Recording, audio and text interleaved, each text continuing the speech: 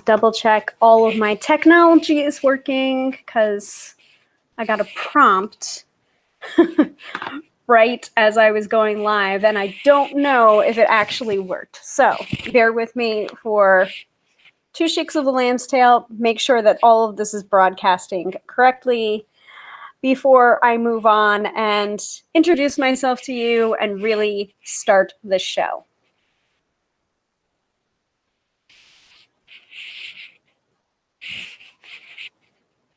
All right, well, it looks like we've got the YouTube going. I just got a prompt, so let's hope. Before I move on and introduce myself.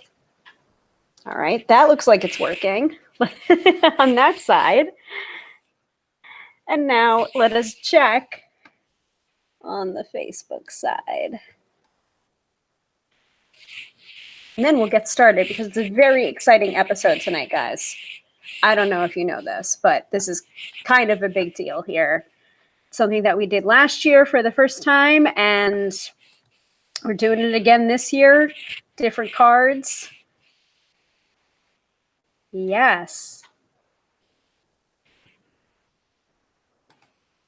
Yes, it is working.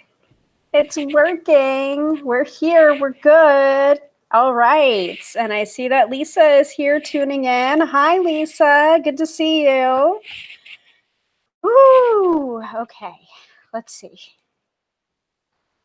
All right. Well, since we got all of our tech working, it is time for introductions. And I didn't realize my hair was a little bit wispy and crazy with my little space buns going on. I had meant to do yoga earlier, and if you are following me on social media, you might have seen a post that I did regarding setting boundaries and like taking a lunch break and everything. Well,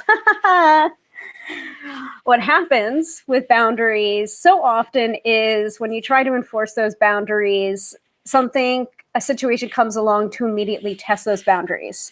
So my hair was all up and ready, and I had my sports bra on. I still have my sports bra on. My boobs feel like they're coming up into my eyeballs here.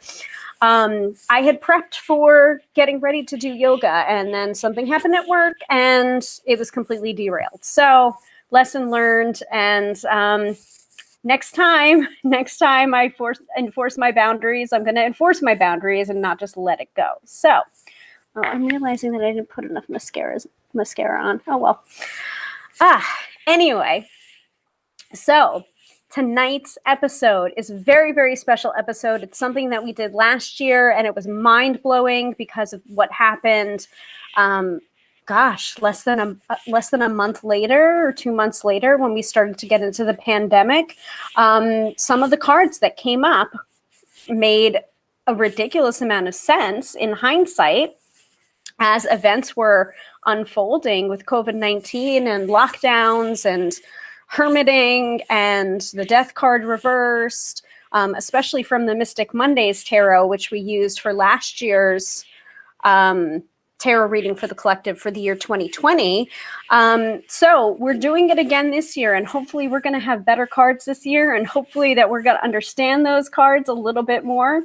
But that is the focus of this week's episode, is a tarot reading for the collective for the year 2021, month by month, followed by a theme card. And actually, we might just start off with a theme card because I've already pre-pulled everything so that we can get right into it. But before we get to that, let me introduce myself. My name is Hilary. I am a professional tarot reader, demystifying the mystical and putting you in touch with the most beautiful gifts, your own intuition. Because yes, my friend, do not argue with me. You have intuition. I believe everybody has intuition. And that P that comes with the label of psychic, that's just practiced intuition. So in the past, when people have called me a psychic, I wasn't very comfortable with that terminology, but now I am a little bit more comfortable. I'm taking that terminology back. It gets a bad rap, but you know what? The P in psychic is practiced intuition. So if you want to call yourself a psychic, You got to practice your intuition. But intuition, I believe, is something that is innate and inherent to all of us. And it's a muscle. You use that muscle, you're going to be able to build that muscle. So listen to those whispers of your intuition before they become screams, okay? And in that spirit, that's the reason why we do these weekly workshops. They're about tarot, they're about metaphysical topics, they're about spirit, energy, Ouija boards, tarot, divination, Lenormand, Kipper cards. Even though I don't know much about Kipper cards, I'm willing to do the research for you guys if you want to hear about them or learn about them. Charm casting, oracle cards. As you can see, I've got a couple of decks behind me trying to switch up the background every so often for our weekly lives. We've got the Mystic Mondays Tarot back there, and the Moonology Oracle, and the I believe that's the Starseed Oracle back there. So the structure of these episodes, we usually start with the Astro Weather from Teresa Reed, aka the Tarot Lady, from her wonderful Astro Biz Digest. That is a subscription service. It's $99 for the year, and it is well worth the subscription. I usually give a little snippet of what's going on in the stars from her, because I don't want to take away from her wonderful work. If you want the rest of her work, if you like what you're hearing, you can definitely subscribe to the Astro Biz Digest. Then I teach a topic. This topic is the predictive forecast for the year 2021. Now, this is a kind of unusual and rare topic. So it's not that I'm teaching something, I'm actually giving a reading live. That's not something I usually do. And as you can see up here in the little widget, the little post-it note, free reading requests will be ignored. Now, that is up there because there are some freebie seekers that come onto my lives and ask questions that can be answered with a tarot reading, but you're going to have to book one with me. So if you want to do that, I do have appointments available for tarot readings. If you want a one-on-one reading with me, you can definitely book it at tarotbyhilary.com. Information is right there. I have an awesome online scheduler, and I would be happy to set up something with you, okay? Readings are available email, Skype, and phone. No in-person readings due to the pandemic. It's still going on. I know that we're in the home stretch, folks. I hope that we're in the home stretch. But until we're actually in the home stretch and we've all gotten our vaccinations and we're all ready to see people again, that's just how it's got to be for appointments. And I promise, online readings, email readings, Skype readings, phone readings, they're just as good, if not better, than in-person readings. So I think that's it for the wind up. Does anyone, let me know where you're tuning in from. If you're watching live tonight, that's awesome. If you're watching the replay, I want to hear where you're tuning in from too. So go ahead and write in either live, tuning in from Texas or Arizona or Sweden or wherever you're tuning in from. I would love to hear it. I want to know where you are. I'm currently broadcasting from the lovely state of New York, in the burbs, about 20 minutes outside of NYC. So hydration break. Hydration is very, very important when you're giving readings, when you're getting readings, and just in general. So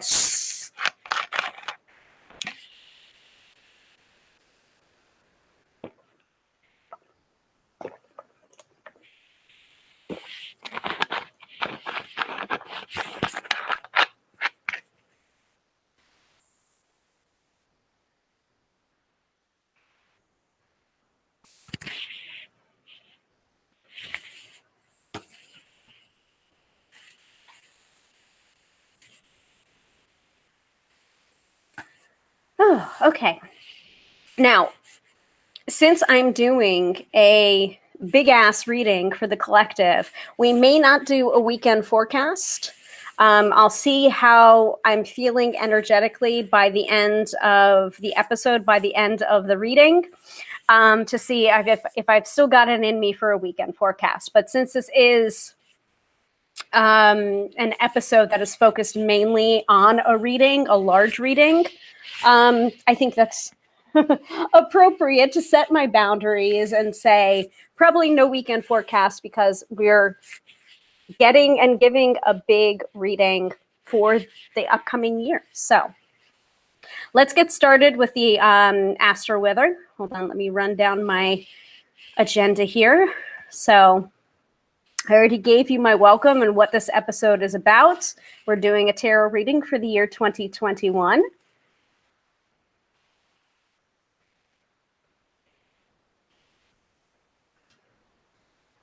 And just to let you know, I do these workshops every week, Fridays at 6:30 p.m. Eastern Standard Time, different topics for each week. And let me just let you know right now, our schedule, our upcoming schedule, today is Friday the 15th. That is when I am broadcasting this live, or when this episode is being recorded, so to speak. So that's our tarot reading for the collective for the year 2021, month by month. Next Friday, the 22nd, we have tarot birth cards and year cards, how to calculate them and what they are, basically.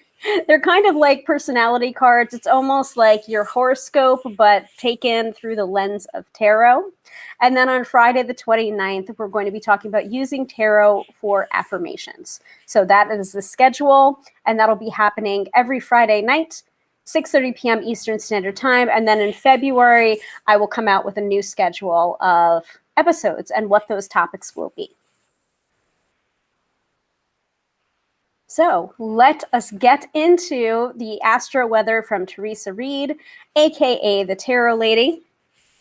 Let me go ahead and pull that up. Let me use my my phone to do that. I put my iPad in the other room, but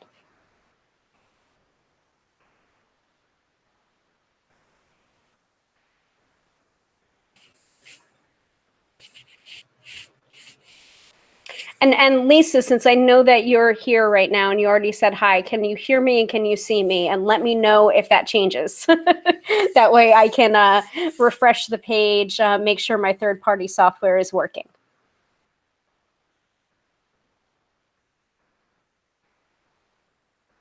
And rest assured, just because I didn't do my yoga at lunchtime doesn't mean that I'm not going to do it today. I'm definitely going to do it. I've been following Yoga by Adrienne on YouTube. She's really, really great, and she makes yoga accessible, which is something amazing and surprising. I used to be very in shape. I used to do, actually in college, I took a 4-credit yoga class, yoga for actors and dancers, and we had to actually make our own textbook. So we had to write everything out, all of the poses, and draw out what that looks like on a body. So mine was all like stick figures, because I'm not very good at drawing. I mean, I can draw like a little bit, but not figures, not humans. So I think I got a C in that, but it was like an hour and a half long class, and it was a 4-credit class. And I think the reason I got a C wasn't because I couldn't do the yoga poses, but because like I didn't focus that well on the writing the textbook. So I used to be so in shape, and I need to get back there again. But Yoga by Adrienne, or Yoga with Adrienne, is like really kind of kind and gentle and human.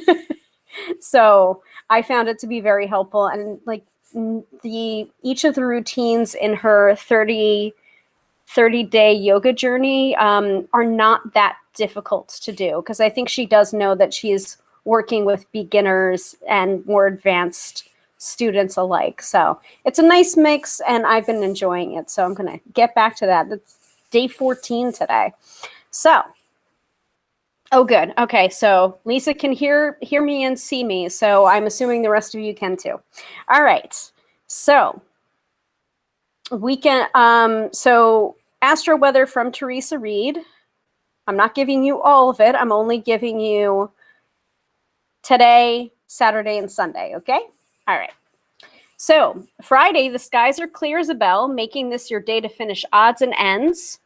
At 5:17 p.m. Eastern Standard Time, that's already happened. The moon enters Pisces, setting the stage for a self-care weekend, which I am so looking forward to a self-care weekend. I do have a couple of readings with new clients tomorrow, tomorrow morning and tomorrow afternoon. So if you're watching new clients, can't wait to talk to you. Oh, do I have a little bit of fallout on my eyelashes here? All right.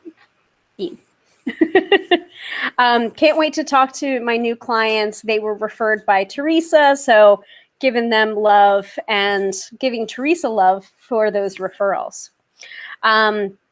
So I'm loving that the moon enters Pisces, and the moon will be in Pisces most of the weekends, because Pisces moon is not just about self-care. It is also incredibly intuitive as well. So I love having an intuitive moon to back me for my readings. So you're going to benefit from that tonight too, because the moon has already entered Pisces. So we've got that Pisces moon driving this forecast for the year 2021. So it should be super psychic and super good.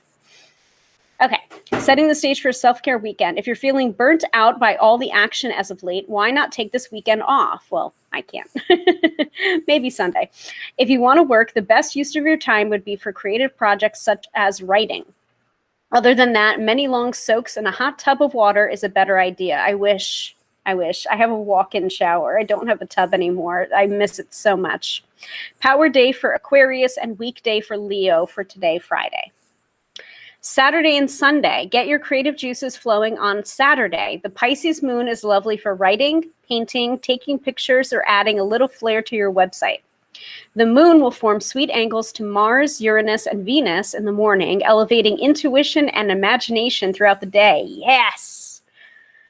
You guys are going to benefit from it. My new clients are going to benefit from that. And if you want a reading tomorrow, you'd have to email me, because I think my online scheduler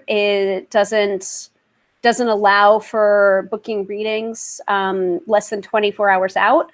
But if you're around for readings and you want to get in before 6 p.m. tomorrow afternoon, email me, and I will see if I can fit you in. So we gotta take advantage of this Pisces moon energy, folks. So the evening is quiet, so turn off your phone for some chill time with the fam.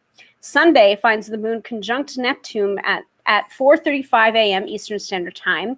If you're up at that time, filled with ideas, jot them down. They could be genius. A sextile between the moon and Pluto at 3:55 p.m. Stimulates the psychic faculties. So again, that's psychic stuff. Like, this is a very psychic weekend, folks. Trust your gut if you're making decisions around your business at that time, or anything for that matter. This is a beautiful aspect for making progress on financial issues such as taxes or joint monies. Watch out for the Jupiter-Uranus square at 5:50 p.m. Eastern Standard Time. This brings up harebrained ideas and a tendency to jump to disastrous conclusions. It's also not too hot for speculation. Avoid investing your cash at this time. It could lead to a staggering loss. The moon will be void starting at 10:44 p.m. Eastern Standard Time. I'm gonna be in bed by then, folks. If you haven't indulged in any self-care practices, this is your green light to get on that. Monday's Aries moon is going to be hopping. You'll need to conserve your energy. Next week, we'll have the inauguration, and it's filled with tense aspects again. We'll all need to be rested before that's done. Both days are power days for Pisces and weekdays for Virgo. By the way, I did want to mention about that. So that's the AstroBiz Digest from Teresa Reed. If you are looking for more of that, in your inbox every single week, has an entrepreneurial spin to it, but it is also excellent for personal life planning as well. Subscription is $99 for the year, and you can find that over on her website, www.thetarotlady.com. So that reminds me, I'm glad that I looked that up, and I'm glad that I talked that out with you guys, because let me pull up the rest of this. Okay, cool.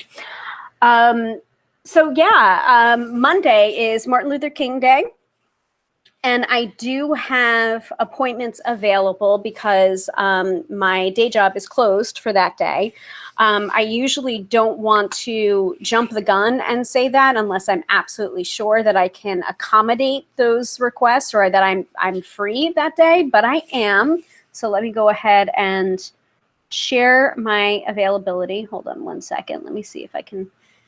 Where is it? Here. Cool. Let me see if I can share that.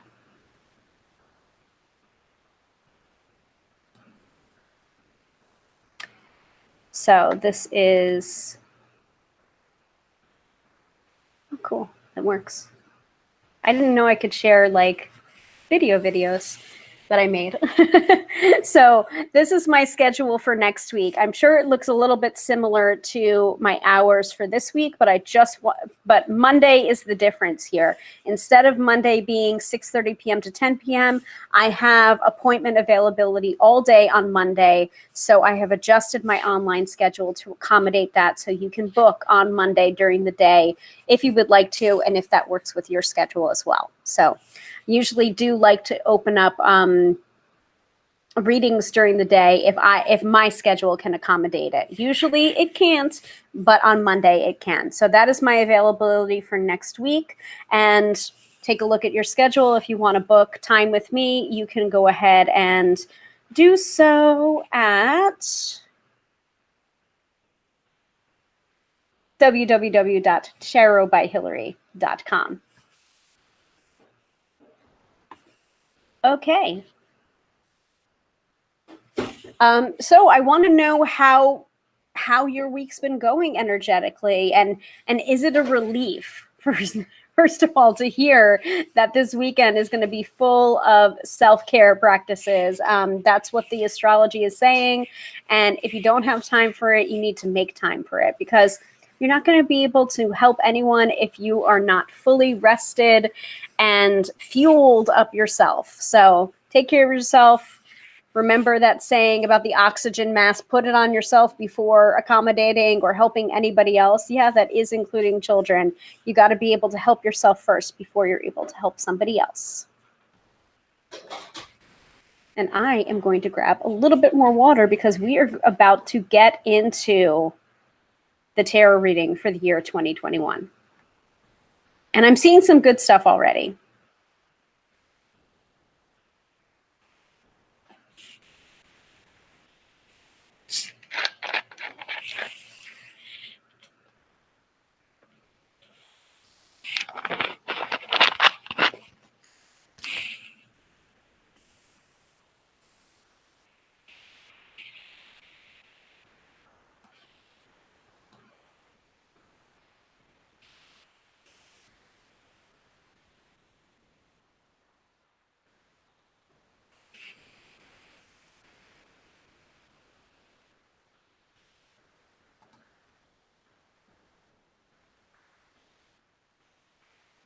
And Katie's here too. Hello, Katie. You're just in time. You're just in time for the forecast for 2021. Welcome.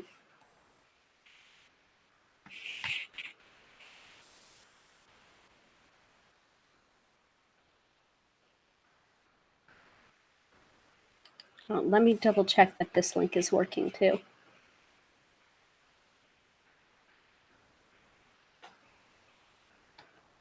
Okay, cool.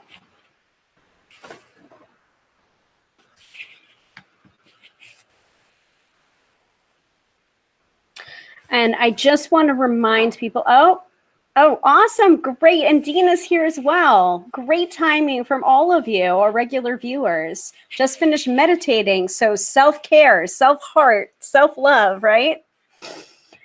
I just want to remind you, so we do have this, I think, in the description of tonight's episode. I am getting back into the habit of putting that virtual tip jar up.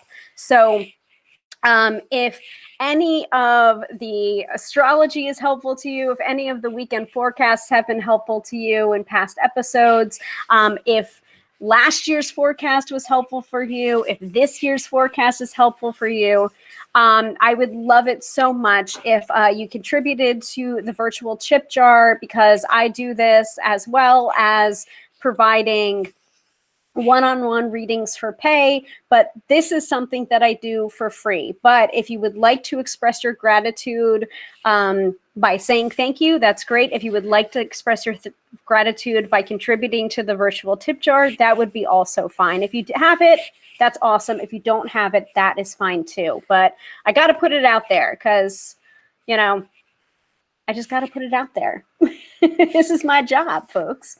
So I know many of you are regular viewers and you contribute in many different ways, and I appreciate you so much. And one of the biggest ways that you contribute is by showing up every week. If I didn't have people showing up every week, I wouldn't be doing this. There would be no point. I do this for you guys. So I've posted that in the chat section for both YouTube and Facebook, wherever you're viewing. And it's just paypal.me/tarot by Hilary NY. That is all connected to my payment processor. So however much you're willing to contribute to the virtual tip jar, it is appreciated. Okay, let us get into the tarot reading for the year 2021. So I've already pulled. Ooh, I was able to do multiples. That's cool. All right, so here is the Wild Unknown Spirit Cloth that is unfortunately, sadly, out of stock. So you can't buy it anymore. Hopefully they might do another run of it at a future date. I don't know, but I love it. It's beautiful. But the 13 Moons spread is a variation on a spread that I was already doing, the clock spread that I did during the Tarot Apprentice contest. Let me just double check that the volume is working here because I just adjusted my headphones. Paranoid. I love it. It's beautiful. But okay. The 13 Moons on a spread that I was already doing. Good. Sorry, guys. I get a little bit paranoid. Because sometimes I bump these headphones and like the volume just completely goes out. It's awful. All right, good. So yeah, the 13 Moons is a variation on the clock spread that I did where, you know, I mean, there's nothing, technically speaking, there's nothing new under the sun, but there's variations on themes. So you should never feel that you shouldn't do something just because you think it's already been done before. Even if it's already been done before, people want to hear what you have to say. People want to hear your spin on it. So keep on doing what you're doing, even if you think or feel that it's already been done before. Okay? Okay. So this is the 13, this is the Wild Unknown Spirit Cloth, in which it has different symbols, and then it has a little booklet that goes along with it that shows what the different symbols mean and how you can lay out different spreads. So there's like a card of the day where it has like, there's a gem in the middle of the spread. And that's where you place your card of the day. There's a 3-card spread. There's a 5-card spread. There's a horseshoe spread. And the 13 Moons is 13 moons, little crescent moons going along the circumference of the cloth. And then you have a moon in the middle for the theme. So this is the spread that I use every year to do a tarot reading. And I'll usually do one personally, but last year I did one live on here and it turned out to be very, very prescient and mind-blowing in hindsight. So much so that we revisited it in a watch party. I think in... Gosh, I think it might have been in May or June.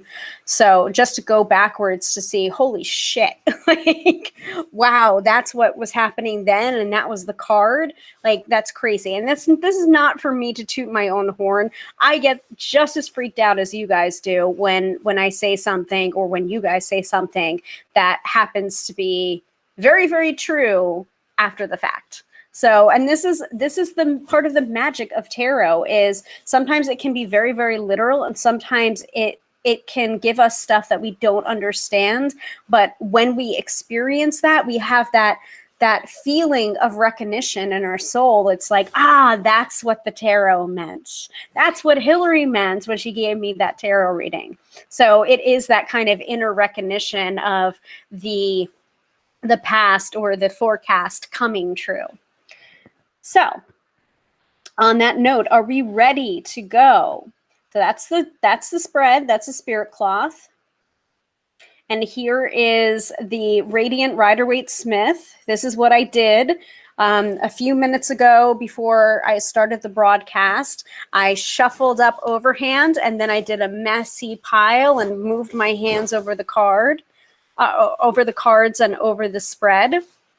And then I shuffled up again before laying out the cards. And welcome, we have a new viewer. Hello, Amanda. Welcome. You're just in time for a forecast for the year 2021 alongside our regular viewers. So you're more than welcome. Come on in. The water's fine. And actually, let me put up here, book a reading at... Oh, that doesn't look good. That's breaking apart here. How do I, can I move it? Can I make this bigger? No?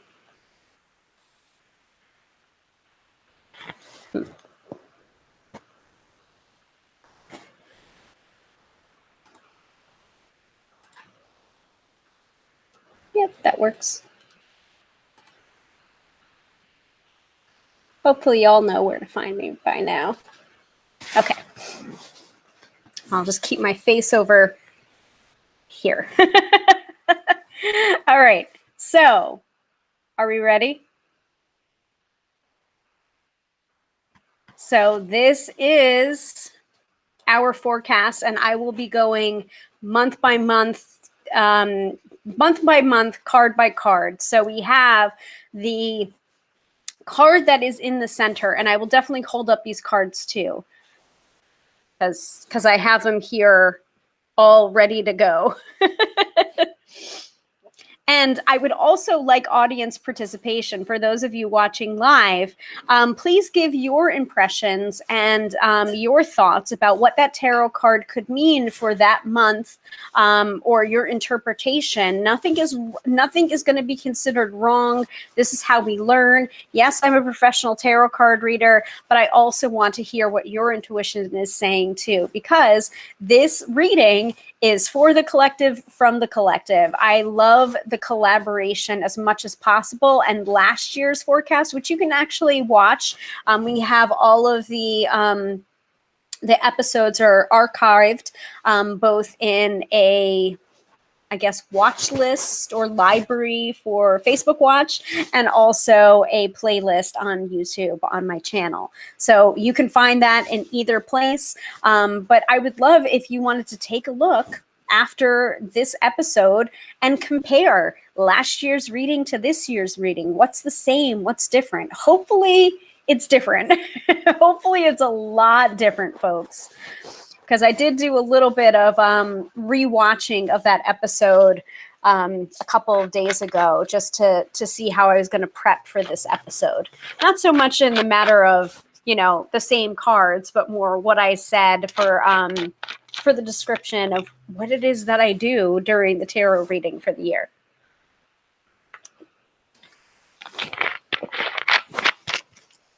So the middle card is the 13th moon, and that is considered the theme of the year.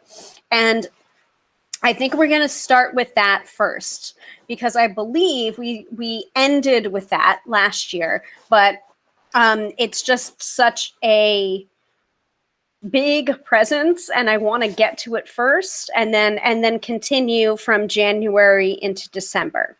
So what we have for the middle card is we have Justice. So the Justice card is, and just keep in mind that this is the Radiant Rider-Waite-Smith tarot deck that I am reading from tonight for our tarot reading for the year 2021. So of course I had that last instead of putting that first. So let me move that up in the agenda. Give me a second here. Before January. So the Justice card to me, and start to think about what you're seeing in the Justice card as well, and how that might be a theme card, or what you're seeing for the theme for the year 2021, if Justice is the theme card. I'd love to hear people's interpretations in the chat. So no wrong answers, just let me know what you're seeing so that we can keep things moving through the reading. I'll keep on going with what I think, and then I'm going to ask you for your comments. You can go ahead and start putting them in the chat right now as you're seeing it. So based on everything that happened last year, it was not surprising to me at all to receive the Justice card for the theme of the year 2021. I feel like the scales are trying to get back to center, because the scales are a very prominent image in the Justice card. It feels as if 2020 was just a chaotic sort of year, and there was just this feeling of imbalance, and not only just imbalance in the world, but also the justice system, the government. I mean, I am going to be speaking from perspective of a United States citizen, and my reflections on what's been going on in the country. Now, if you're tuning in and you're from outside of the United States, and looking at us in bewilderment, like right back at you, like we're not entirely happy either. And you know, I try not to talk politics and be welcoming with all of my clients in the reading space, but I don't make it a secret that I am a witch. I am a professional psychic and tarot reader. I do have messages from spirit and mediumship abilities on occasion, and I am a pretty liberal person, definitely liberal leaning, if not outright aggressively liberal. So, you know, you can take that libtard label and throw it at me, and it's not going to faze me, because some of this stuff that we're talking about politics is not politics. It's morality. It's whether or not you're a good person. So, you know, if you start with me, like, basically you're not welcome here. Like my morality and me trying to be a good person is not up for debate. Anyway, so I'm already seeing people putting in the chat some of the things that I'm seeing here too, that it's just like 2021, the theme of the year is recalibration, and it is also a direct reflection on what happened in 2020. You know, like what Dina's saying, I could totally agree with. No justice, no peace, more protests. Absolutely. But it is protests, I think in such a way that we can recalibrate and get back to center, or get back to some sense of, I don't know, not necessarily peace, but some kind of sense of equilibrium. So that is the theme for 2021, getting back to equilibrium. Noticing that justice is not blind in this particular deck. Some justice cards in some tarot decks have a blindfolded figure. This figure is not blindfolded. So justice is not blind in 2021. Any other thoughts before we move on to January?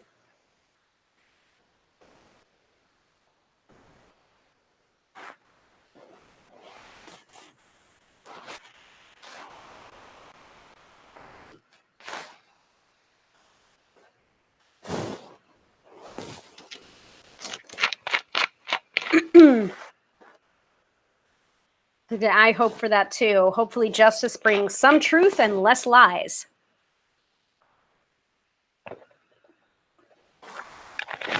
For definite. For definite.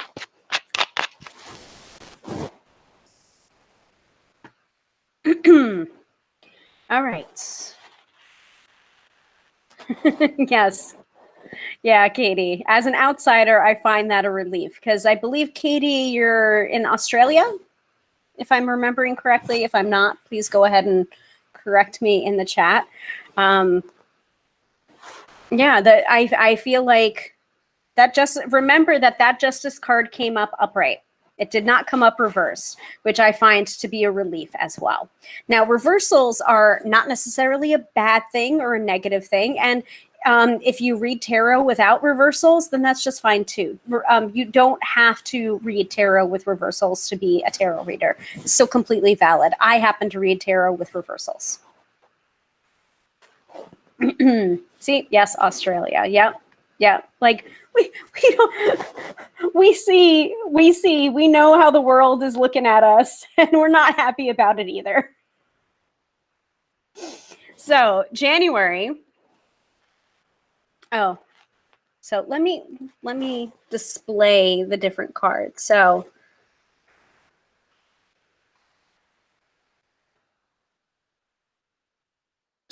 the overall theme of the year card is justice.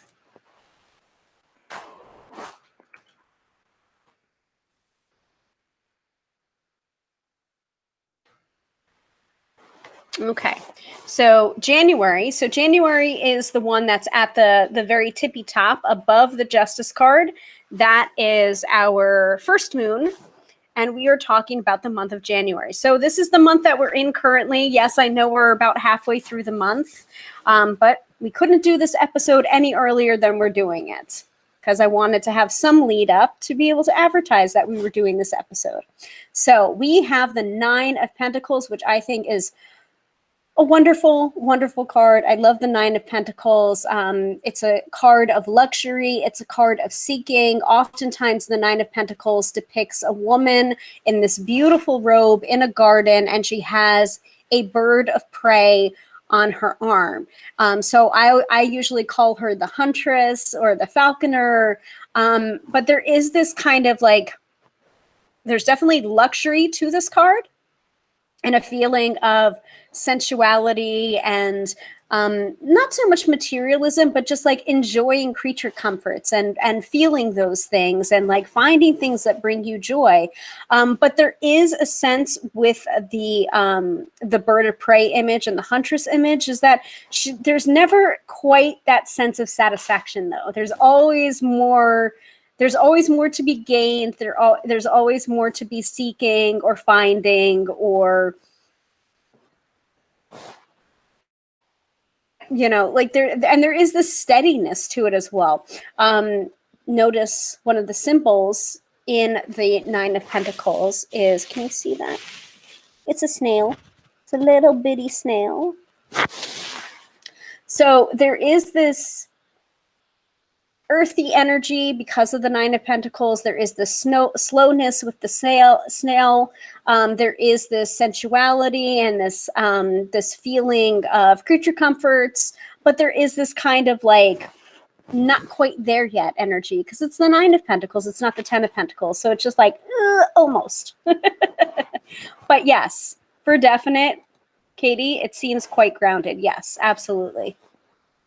So I'm good with that. I'm happy about that. I'm happy that that's what we have for January because it really has that feeling of like new year, new me, even though the secular year and the turning of the secular year means nothing really unless people are willing to change their habits. That's the problem with New Year's resolutions. Sometimes it doesn't happen just because the year is now a different year. The turning from December 31st to January 1st, it's just another day, technically speaking. So you kind of have to make the new year a good one.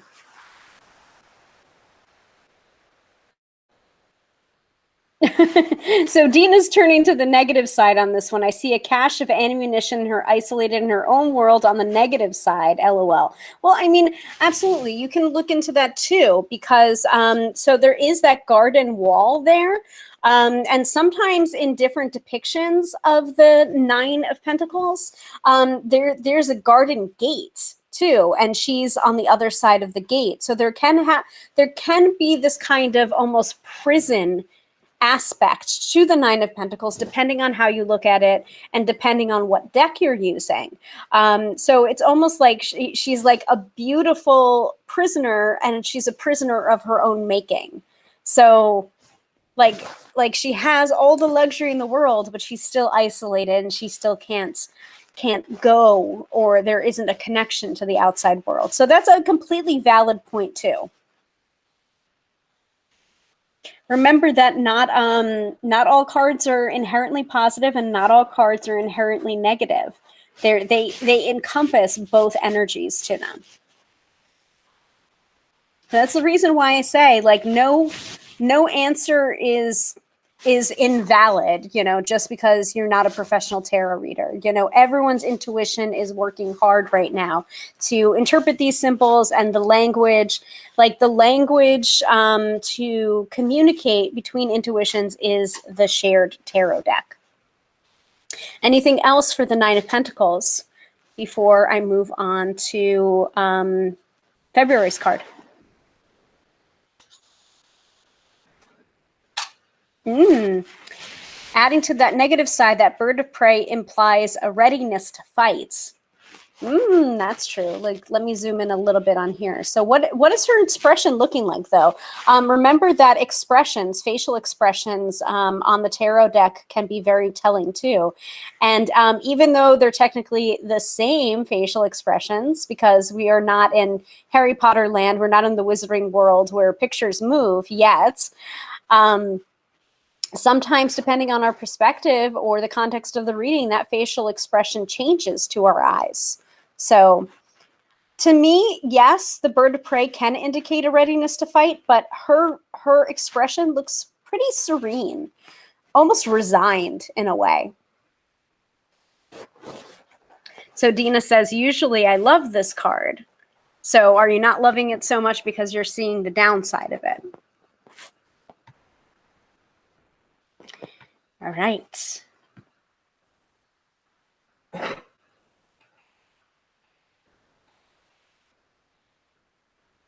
So that's January's card.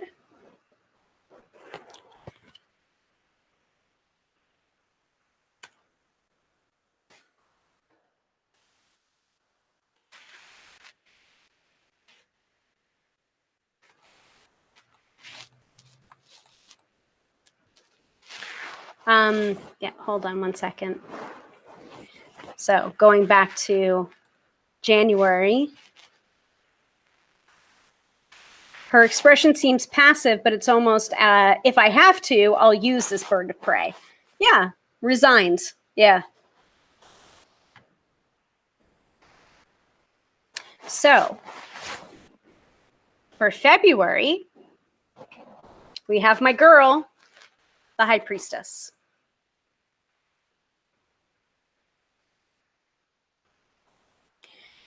So for February, I'll keep going with my reading, but please put your thoughts in the chat so that we can keep it moving, because unfortunately I don't have all night to be here with you guys. These readings do tend to take a little while to do, but I've still got my yoga to do. So the High Priestess for February, I'm going to move this over because I don't like my face being blocked.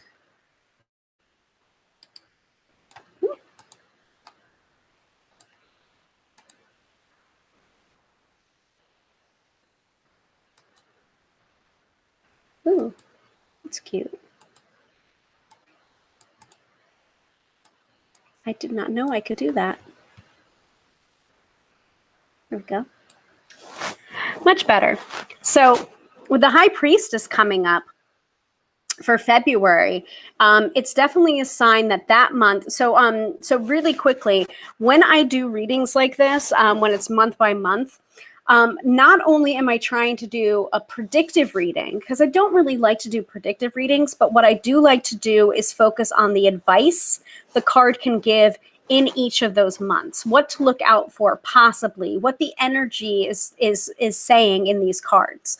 So for February, with the High Priestess coming up, it is definitely a sign to, now I say this all the time, to focus on your intuition and listen to your intuition, and like your intuition's always working for you, and you need to listen to the whispers so it doesn't become screams. So when this card comes up, this is an indication that you really need to get into the practices that allow you to hear the whispers of your intuition so that you don't have to deal with the screams of your intuition. Because when you don't listen to your intuition, it gets louder and louder and louder. And even if you choose to go a different way from what your intuition is telling you, sometimes just the acknowledgement that your intuition is talking and you're listening to it and acknowledging it, but going a different way, can be enough to appease your intuition so it doesn't scream at you. So it's almost this conversation that you want to cultivate between yourself and your intuitive side, so that really starting this year, you have a stronger foundation for your intuition so that it becomes more of a habit than something that you rely on in an emergency. So for February, I would say get into a meditation practice. Go for a run. Do the things that march in place. I mean, it's almost as if it's like get in your body so that or create that white space so that your intuition can talk to you. I've found this to be the case for when I do dishes, or when I'm in the shower, or when I'm doing laundry, and I don't have anything going. I don't have music going. I don't have my headphones in. I'm not doing anything else. I'm just completely focused on the task at hand, even if it's a task that I don't like doing. My mind starts to blank, and then I create this white space, and then thoughts and ideas and my intuition start coming in. But you can't have that. You can't have that conversation, or you can't have those intuitive hits or those brainstorming aha moments if you don't create that white space. Sometimes our brains are so filled that we forget that we are channels, and you fill up the channel so much so that you can't clear the way for the intuitive downloads. So, oh, good. We've got an astrological perspective for February as well. So many planets in Aquarius in February, and air signs, so much energy for mind to handle. So yeah, when we talk about the High Priestess, we're not talking about, I think intuitive mind is a misnomer, because the intuitive side, I feel like, is the spiritual side. It's more than the mind. It's more than the body. It's a sixth sense. It's our senses elevated to another degree. Like I've talked about the clairs before: clairaudience, clairsentience, claircognizance. It is, we talk about the clairs in such a way that it is clear feeling, clear smelling, clear hearing, clear vision. It's using that intuitive side through the filter of our senses in order for us to make sense of that intuition. So sometimes an intuitive hit can be just a feeling of knowing, and that is I don't know how I know, I just know. I believe that's claircognizance. I always confuse the two. Clear feeling, I believe, is clairsentience. Claircognizance is clear knowing. Like, I don't know how I know, I just know. Clairvoyance, like I see things sometimes, an overlay over the cards or over my regular vision. Clairaudience is clear hearing. So sometimes, like when I was first developing my intuition or my psychic senses, I kept on hearing my name being called, and I would turn around and there was no one there. So, and keep in mind that the spirit is not the mind. The spirit is the spirit. The mind is the mind. The body is the body. Remember to cultivate that mind, spirit, body connection. Especially when there's a lot of air stuff going on, a lot for the mind to handle. Like, give your mind a break, get out of your own way so that you can hear your intuition.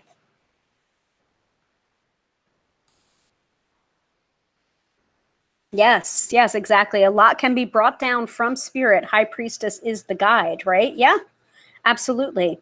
She is so she has the pomegranates in the background in this tapestry. She has the crescent moon. She has the tarot. She has the moon here. And so to me, that moon, sometimes she will have her foot on the moon or the robe on the moon, and that symbolizes me mastery of intuition. That's the reason why I have my, you're not going to be able to see it here, but my high priestess tarot card tattoo has her bare foot and her bare toe on the crescent moon. It's the same kind of idea of mastery over intuition. But yeah, she is the conduit. She is the keeper of the Akashic records here with that scroll here. So she is the channel, but we all are the channel too. Like she is a mirror for our own intuition. Because most of the answers that we seek, we try to seek it outside of ourselves and it doesn't happen. Only by going within can we find the answers that we're really seeking. So February seems to be a really intense month for that. Any other thoughts about the High Priestess for February before we move on to March?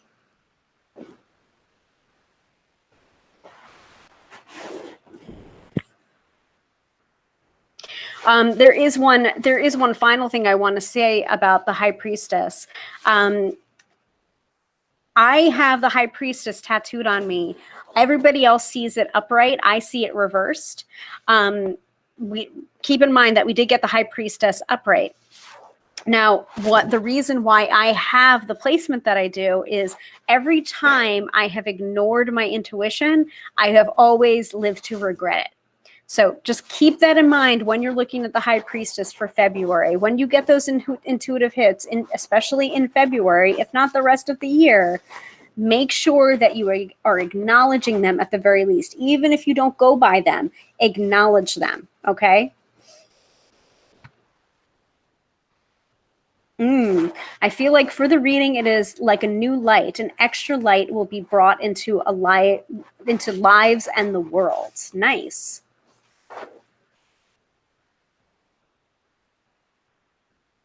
It's definitely like Dina said, so many planets in Aquarius in February as well. I mean, they didn't call it the age of Aquarius for nothing, you know, like the age of Aquarius is like that symbolic age of new ideas and kind of like this enlightenment or this like other side or acknowledgement of the connection between like Eastern and Western philosophies and energy and spirit, you know, like I think in February we're going to come to a really interesting place at the intersection of mind and body and spirit and science, which will help us up level, especially in the scheme of what's been going on in the world. With what's going on with the science, with the vaccine, with climate change, where we have deniers, you know, I really hope that this is not just a sign of our intuition, but a sign that there is an interconnection there and an awakening, I think, on a deeper level for some of the people that have been the strongest, I guess, challengers or opposition to some of these ideas start to come around or start to open their eyes.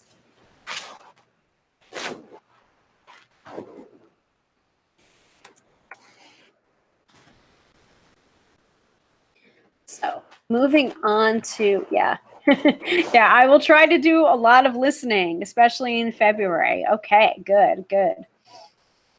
So the next card is the King of Pentacles. I'm going to hold this up, and as I grab my power cord. So you start to think about what the King of Pentacles means to you. Sorry. All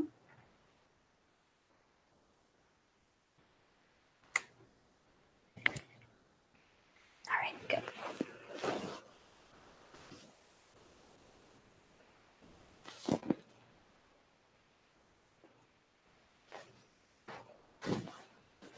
So King of Pentacles to me for March, and hopefully I didn't miss any months in here. January, February, March. Okay. King of Pentacles is a really great card. It's a sign of up-leveling, financial windfalls, groundedness, really being an expertise in the ways of finances, and also just being a boss. Notice the grapes all over his robe. And it's a very abundant card. So to me, that is a really great card of abundance. However, there is some armor there. Notice how the foot and the leg is peeking out and has armor elements to it. So underneath all of this luxury, there seems to still be armor there. So there is a caution there. The Pentacle suit does have a stodgy, almost plodding energy to it, and is the element of earth, but there's a groundedness to it. There's a solidness to that. So Dina is saying more stimulus. Ooh, yeah, quite possibly. I really didn't think of that before, and I'm trying not to make this into a reading in the same way that last year's reading was the reading for the year, because so much of it was based on like not knowing. So I'm trying not to make it all about the pandemic, but at the same time, it is our reality right now. But you could be absolutely right. This could be a sign of more stimulus to come. If it was really that, though, I would have said 10 of Pentacles would have been a better card to get. But hey, it could be. It could be.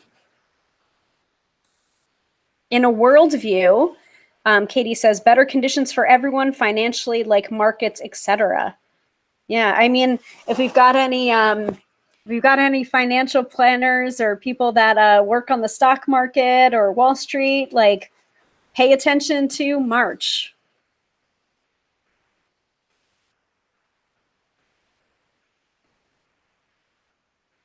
I would also say for March, if you've been putting off your taxes or any balancing of your checkbooks or finances, I would say if you've stalled until March, do it.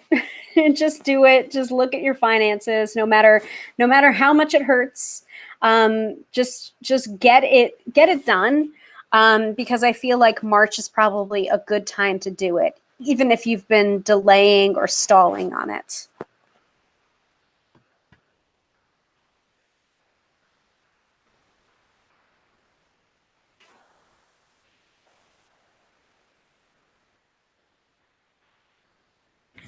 Anything else before we move on to April?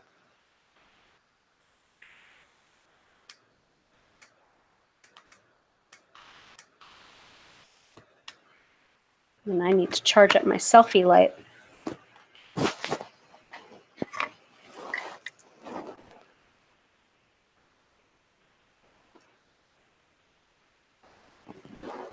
Should have known my selfie light was going to need more juice for this episode.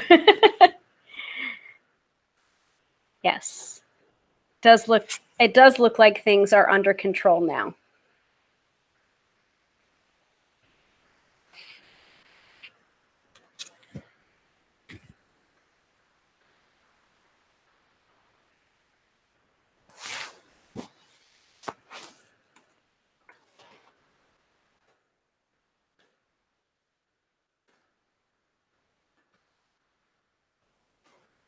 Okay. Moving on to April. My birthday month, we have the Eight of Wands reversed. So I'm not liking the Eight of Wands reversed coming up here, because to me, it indicates backwards momentum, that we were trucking along really well into the first, we're only in the fourth month of the year, and it feels like there's a bit of a backtracking going on. Now, I don't know if that's on the world stage there. I don't know if that's just personally. But Eight of Wands upright usually means swiftness, swift messages. Everything's going along speedily, and everything's looking good. And the reversal of the Eight of Wands just feels like backwards, like 5 steps forward, 10 steps back. So, and this is one of the cards that are very Pip-like in the Radiant Rider-Waite-Smith, and just the Rider-Waite-Smith in general. There is a scene to it. But it's not really that much of a scene. You've got the eight wands that have the blossoming leaves, and then you have like I guess a river, and then a town in the background. So it's like kind of this idyllic scene, but with the reversal, it feels like the momentum's just going backwards. So what do people think about the Eight of Wands for April reversed? I'm not a happy camper about that, because that's my birthday month. And let's not forget that the Eight of Wands is the suit of the element of fire, the will, the drive, why you do what you do. I feel like there's going to be a lot of questioning going on in April about like, why am I in this job? Why am I in this relationship? Why am I in this country or state or house or apartments? And rethinking, almost like a not necessarily a come to Jesus moment, but like, oh my God, like, is this my life? Like, welcome to your life. And having like a little bit of comparison syndrome going on. Yeah, I mean, that's valid too. Katie says, for some reason, I always see arrows in that card. Well, that's not surprising, considering in some depictions of the Eight of Wands in different tarot decks, the Eight of Wands is the Eight of Arrows. And I think the wand suit is the suit of arrows. I think maybe in the Wildwood Tarot, if I'm remembering correctly. But yeah, even arrows going backwards is not a great sign. Because then if the arrows are being shot and they're going backwards, that means you're going to get hit. Which could also be an interpretation of the Eight of Wands reversed. Careful of what you're sending out. Careful of what you're sending out, because in April it can all come firing back at you.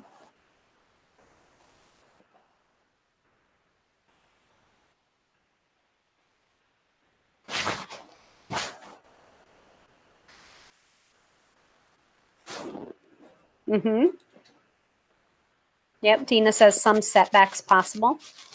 Yep, seeing that too.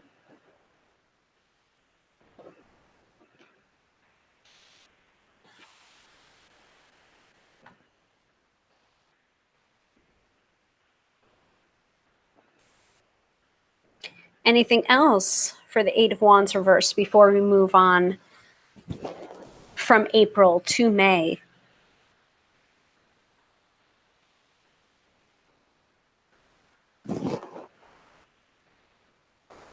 And I'm definitely thinking, since we're only into April right now, that I'm not going to do the weekend forecast. This is going to be too much for me energetically. Know those boundaries, folks.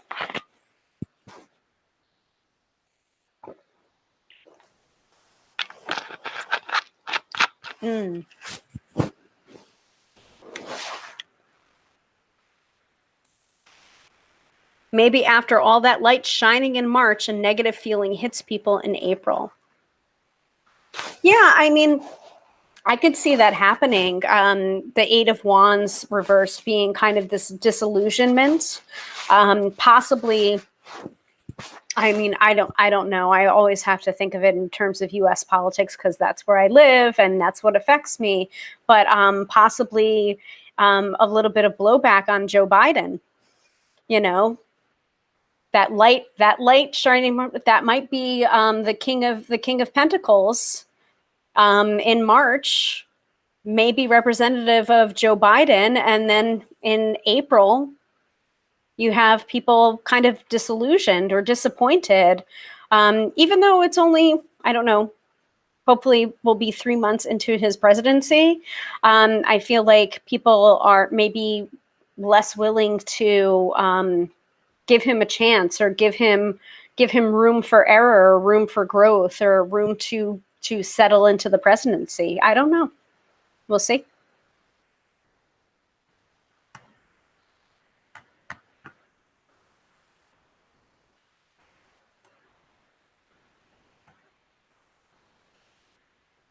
Mm.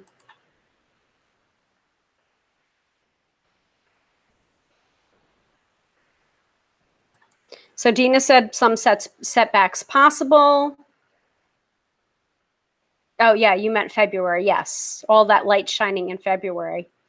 Yeah, possibly.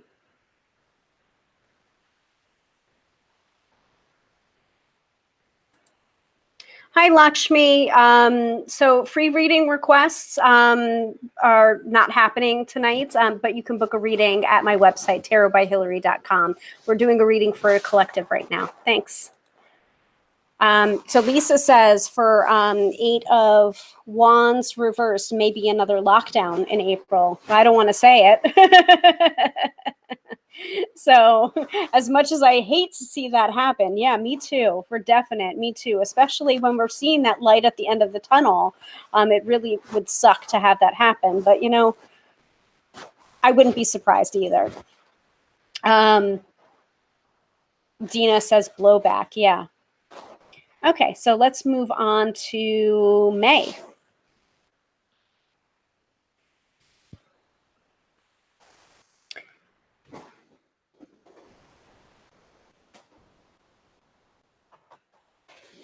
So May, we have the Ace of Wands.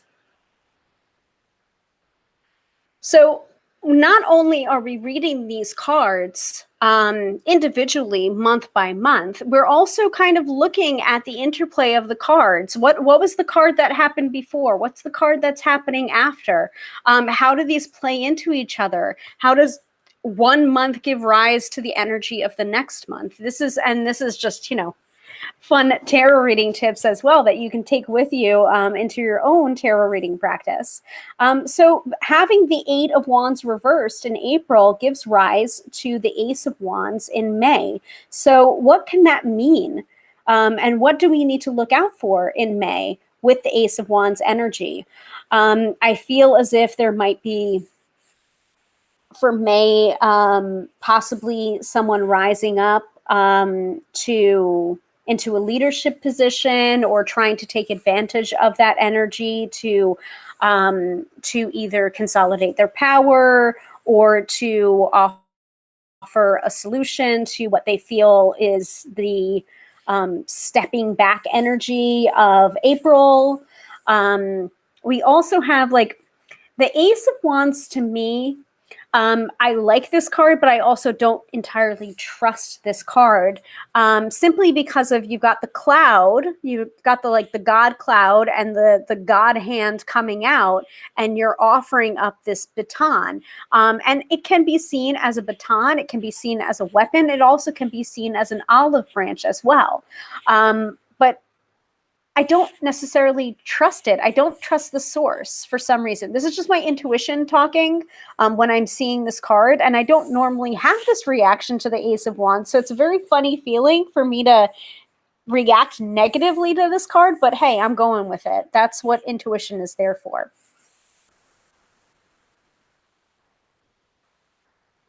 And this is me being negative now on a card that you guys are being positive about. Turnabout's fair play. So after the blowback from April, we have a new or fresh start. Dina also says a new start, hallelujah. So to me, I'm not necessarily trusting that energy, but I guess cautious optimism, I would say, for this particular card.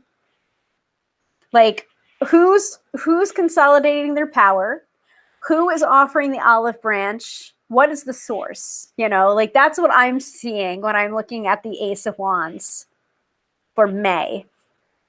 Is anyone else feeling me? maybe it's just a sense of mistrust that I have, where it's just like, I thought we would have been out of everything sooner. Or I thought, like, a sense of not necessarily normal or the new normal, but a sense of equilibrium or something would have happened by now, and that should have happened months ago, and then we wrecked it.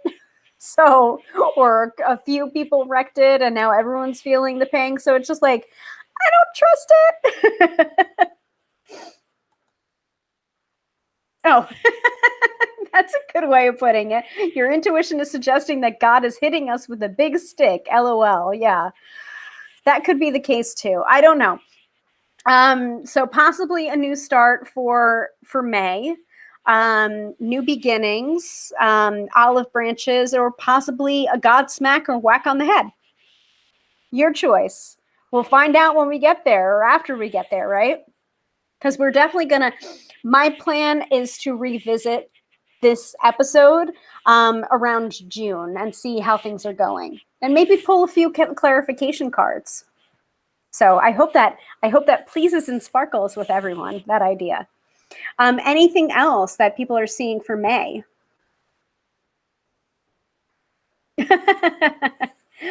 Whose thumbs up is it? LOL. That's a good question. Very good question.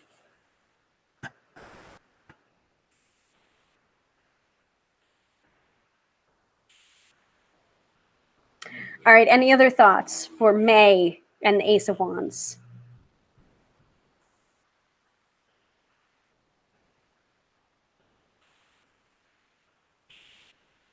And I'm gonna hydrate myself a little bit before we move on to June. Noticing a lot of wands.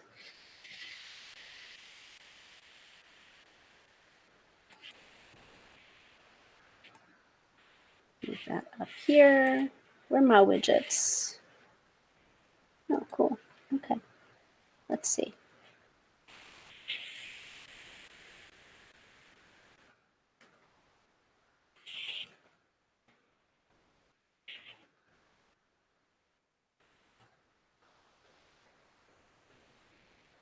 Okay. Sorry. Water and then back to the cards.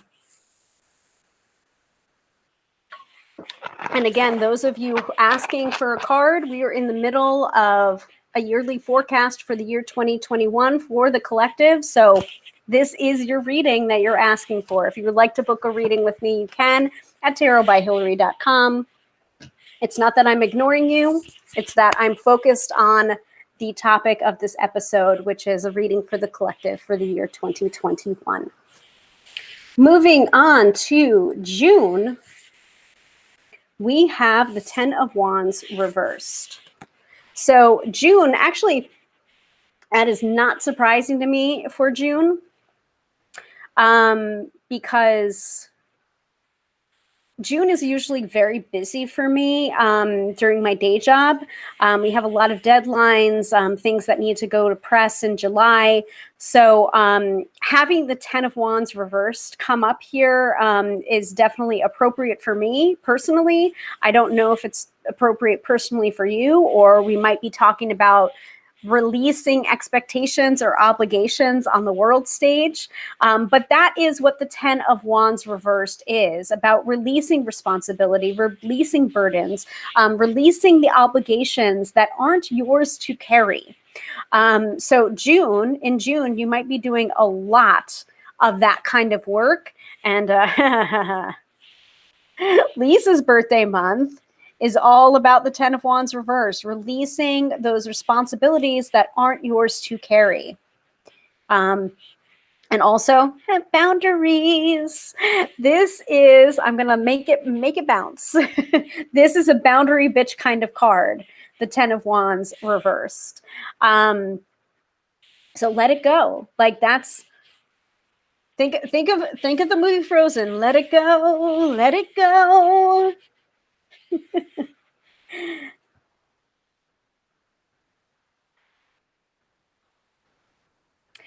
And I have to address this right now. That's a really dick move to come on to somebody else's inbox or somebody else's tarot reading that they're doing for everyone and advertising your services. Don't be a dick.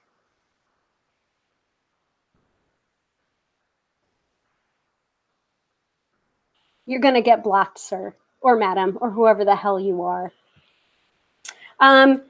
So my viewers, my regular viewers, can you please go ahead and report that person for spam? Thank you. All right, let's get back to the readings.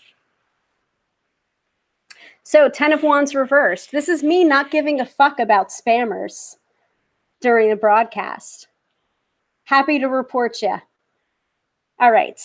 10 of Wands reversed. What is everybody else seeing for the month of June?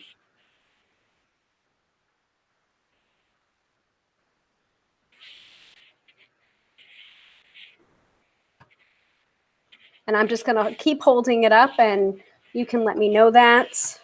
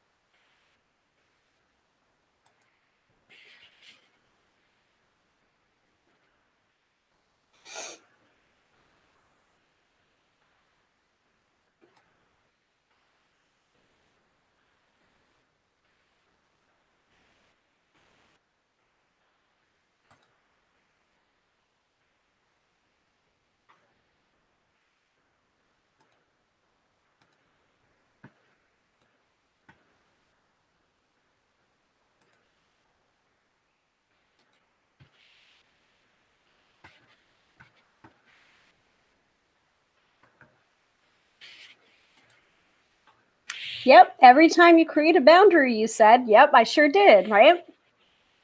How dare I ask people to direct them to my website if they would like a reading with me, right? Especially when I'm in the middle of giving a free reading. Come on now. Anyway, do you think all the wands means there is hard work to be done? Ooh, that's a good question. Like if we don't get from the revealing of stuff, the fixing of stuff, it will come back and bite us, and then we have to do the hard work. I think that absolutely can be an interpretation of that. Like I was saying before, 1 month gives rise to the next month. The same thing that happens in any tarot reading. The past gives rise to the present. The present gives rise to the future. That's why the most tarot readings include some kind of past influences card in their spreads. This one, we kind of have past influences because we're starting with January, and we also have the theme of justice. So we're like building on the past, like what happened in the past year has given rise to the Justice card being the theme card, or has given rise to the Nine of Pentacles being January's card of the month. So yeah, I think that's definitely a valid interpretation. Interesting how wands were piling up in April may then get released in June. That's true. That's true. So maybe one interpretation could be the lessons that you learned in April come roaring back in June for you to release the responsibility for them. Like sometimes lessons keep coming back only to check in with you. Like, did you truly learn the lesson? If so, then great, release responsibility for it. This is some of the stuff that I have to be working on with past relationships, with my ex that came out of the woodwork from like over 13 years ago, where I'm having to reset and set and reset boundaries because that was my problem with him in the first freaking place. Is it was all or nothing. It was very extreme. It was very intense. And it feels as if, you know, I need to keep learning that lesson, even past the point of a romantic relationship where it's just like, I have to have boundaries with that person too. So the lessons that you learn in April, you may get like a quick, like, are you sure you learned them in June?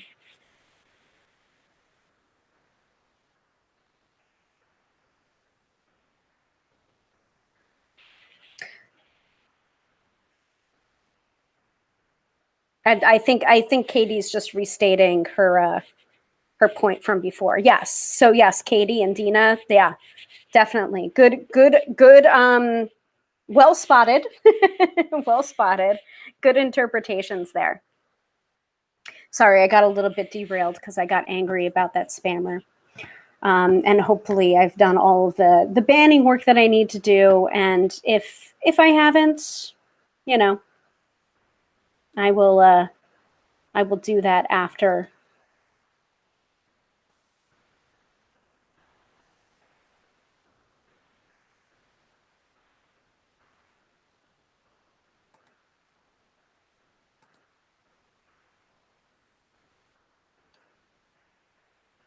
Be gone. Be gone. My stream is not a democracy. All right. Any other comments for the 10 of Wands reversed before we move into July?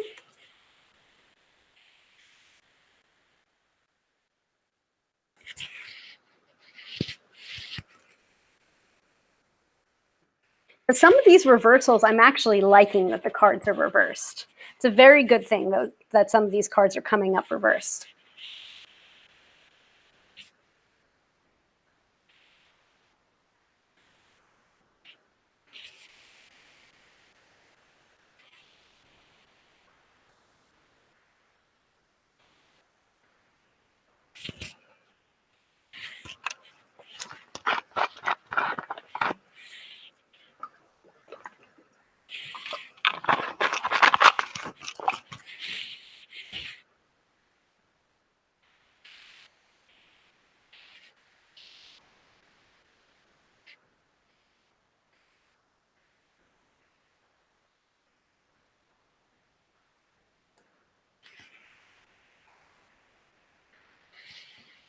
All right, let us move on to July. So July, we have the Tower coming up reversed.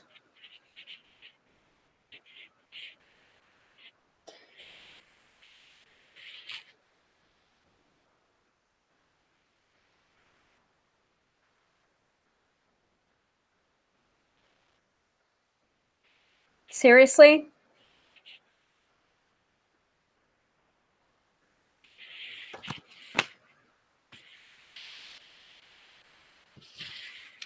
I bet you're the same person. And you're going to get banned too.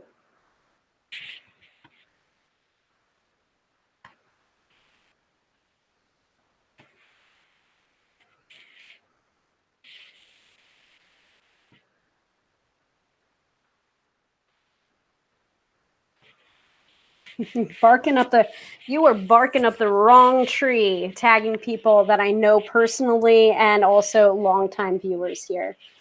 All right. The Tower reversed.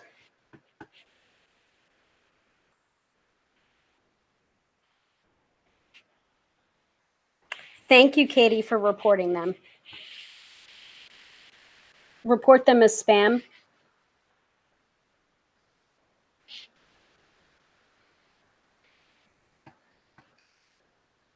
And I'm trying to ban them from the stream.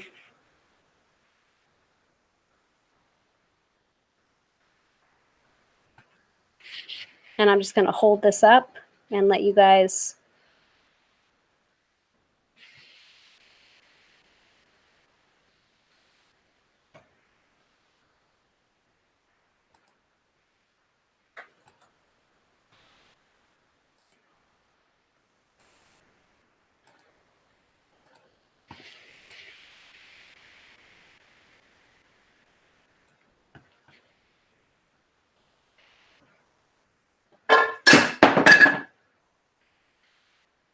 Thank you, Katie. I appreciate it. So Dina interprets the tower reversed as dust settles. Mm-hmm.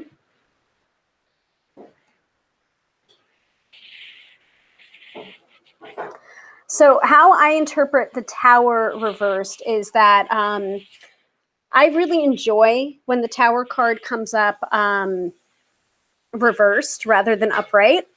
Oh, let me put back on my my selfie light now that it's charged up a little bit more.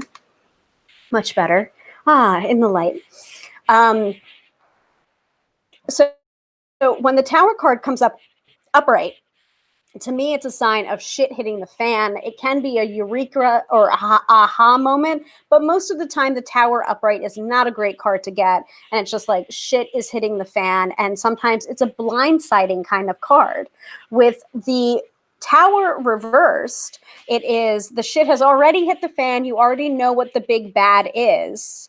And now you have the opportunity to rebuild from that, because when everything goes to shit, it's usually because the foundation that it was built on wasn't that solid to begin with. So now you can rebuild the situation or rebuild whatever it is that went sideways, but you can rebuild it with a stronger foundation. So exactly what Dina is saying here, a rebuilding can start. Right.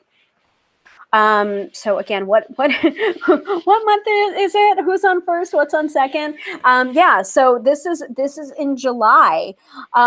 So it's almost, I find it very interesting that this card is coming up for July of 2021, because previous readings that I have heard about from other tarot readers, specifically about the pandemic, was talking about like July, August, things were starting to brighten up, things were starting to get better. And they were, until people decided, fuck it. And so we all had to deal with the fallout of a group of people not abiding by what worked and what was keeping us safe. So it started to become under control a little bit more. And then it just went to pot. So we need to be really, really cautious when we're seeing the tower card reversed, so that the rebuilding can truly start, so that we're not tripped up again by selfish people, basically reigniting this problem on a global scale again. For example, I don't know if Katie can speak to this, but I've heard in like Australia and New Zealand, things are almost like back to normal. Is that true? Because that would be really, really helpful for some of us that are in the United States to hear about what you guys are doing and to like listen to that kind of guidance. I've got to move back here because I've been sitting on the edge of my seat.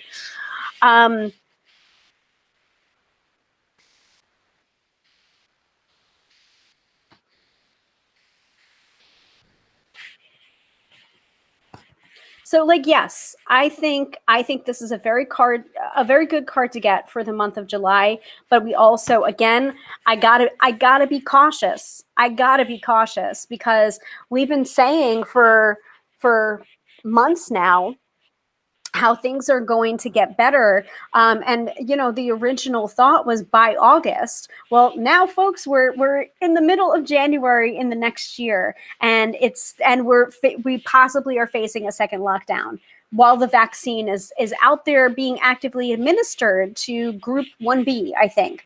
So we still need to keep that caution in mind. You know, like, let's not have this rebuilding happening for nothing or having to go backwards again, like the Eight of Wands reversed. You know, let's learn those lessons so that they become permanence and so that we can build on them. So thank you, Katie, for answering. They come and go. We're all wearing masks for the last month, so things have begun to clear. So see, how nice, how nice that you're actually responding to what people are mandating everyone should be doing. Yeah. But we still get new outbreaks, but we aren't anywhere like US folk. Yeah, thanks. We talk in numbers with 2 digits, like 20, and small clusters under 50. So the thousands that you are suffering over, not the thousands that you're suffering over there. So yeah, exactly my point. So Tower reversed. Rebuilding can start in July, but it's gotta be a lasting rebuilding, and it has to be based on the people. That's another thing that I want to say about tarot. You know, even the best tarot reader in the world can only be about 85% accurate at best because of that sticky wicket called free will. We can see underlying motivations, but we can't see sometimes what people are actually going to do. I mean, this is something that I've had in mind so much lately, with my ex coming back around and coming back into my life in whatever form this is, because, you know, I remember back to the time where I thought he was going to propose and he didn't. And I looked up waiting to hear those words, and then they didn't happen. And it's because I felt the motivation, you know, but in the end, he decided not to, you know, and that's not something I can predict. I can predict motivation, but I can't predict what's actually going to happen. So that's a real life example of, you know, I'm a psychic, but I can't see everything because people have free will and they'll do what they choose to do. Sometimes you can intuit the motivation underneath, but you can't quite intuit what people are going to do or not do. We still have people trying to break the law. We have masks as law at the moment. Yeah. Yeah, I hope so too. I hope the tower means that good things of change will hopefully come after the previous months of work. Yeah, I would like to say that too. All right, let's move on to August, because we're getting into the home stretch, people, of this reading, this big ass reading. And at the heels of the tower reversed, we have, and I hope the reversal of the star card doesn't mean a negation of everything that we've been trying to do. I hope that means that it's just slower than we would like, but we're still, there's experiencing a slowness, but we are still headed in the right direction. Put it that way. Because the star card is the wishes come true card. It is also a card about emotional healing and also physical healing as well. But with the star coming up reversed, I feel like it's almost there, or a little wish, or things are a little bit slower than we would like. What is everyone seeing for the star card reversed? Well, I'm trying to make it good, but some of it is, you know, making it good. Like all of us trying to make it good. My mind is here in the reading, but it's still fuming about that spammer. What a jerk.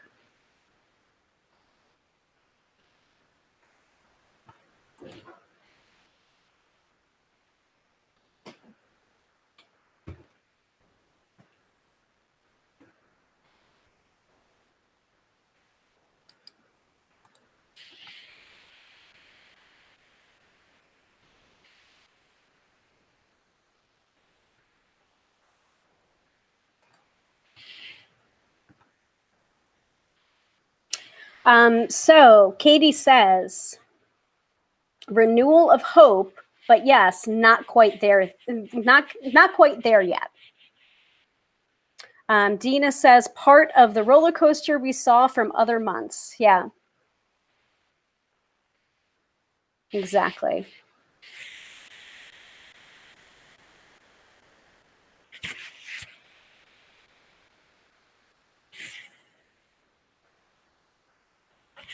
And actually, you know what? I'm looking over at my companion book for the Scorpio Sea Tarot because I did pull a card for the card of the day, but I never got to posting the card of the day. So we'll use that as the weekend forecast. How about that? Katie says maybe we can see where we are heading, but we aren't quite there yet. Yep, that's what I'm feeling too for the star card.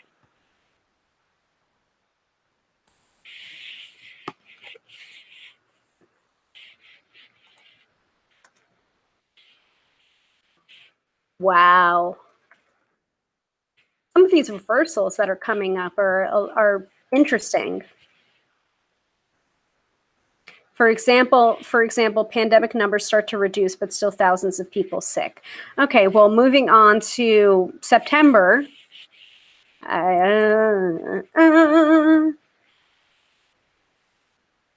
We have Judgment, also reversed. So keeping in mind that we had in July we had wow it's a lot of reversals coming up towards the second half of the year. We've got starting with June of the Ten of Wands reverse, then July the Tower reverse, then August the Star reversed, and now we have the Judgment card also reversed. And some of these are major arcana cards as well reversed. So I feel like there are there's a lot at work here on a larger stage that I'm used to. I'm not used to reading for the larger stage of the world. I'm more used to reading people one-on-one or, you know, having a more intimate setting for these readings. But like this feels big, you know, like, and I don't know if it's necessarily a good big or a bad big, because we've got the Judgment card coming up reversed. Judgment upright can sometimes be construed or like a quick meaning is heeding the call or answering the call, but the reversal is a denial of the call or a denial that that I guess it's almost like that that meme of the dog sitting in the fiery room saying this is fine. That's kind of the vibe that I'm getting off of the Judgment card reversed. You know, like everything's not fucking fine, so don't act like it's fine. But we might be dealing with that in September with Judgment reversed. So Dina's saying, don't overdo it, lady. I won't. It's already pulled. That card is already pulled, so. There's another God look to that Judgment card, that Ace of Wand, now Judgment, Heavenly Horns. Yeah. Yeah, this is supposed to be, I believe, Gabriel blowing the horn for the rapture. Very Christian iconography. We are getting the warnings, but ignoring them. Yep. Yep. A big question about where we are going and reassessment.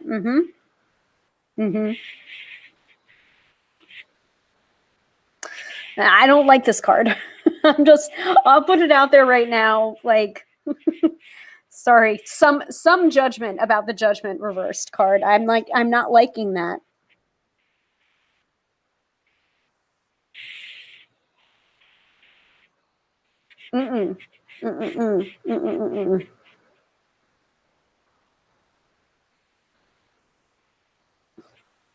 Sorry, I'm making the stank face, but I just don't like that energy of that card.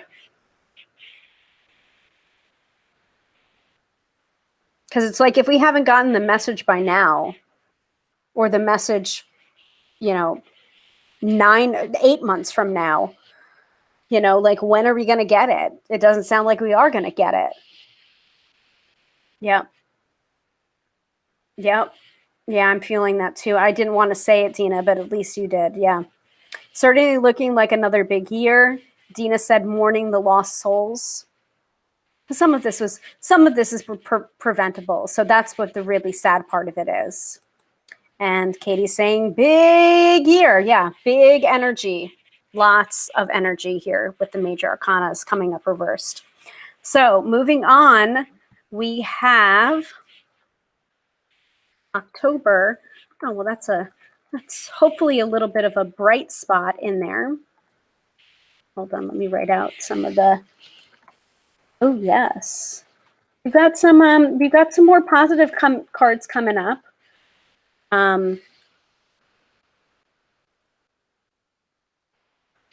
Ooh, followed by a not so great card.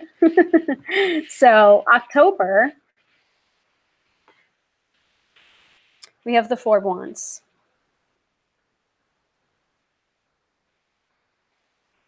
So this to me is kind of a relief card.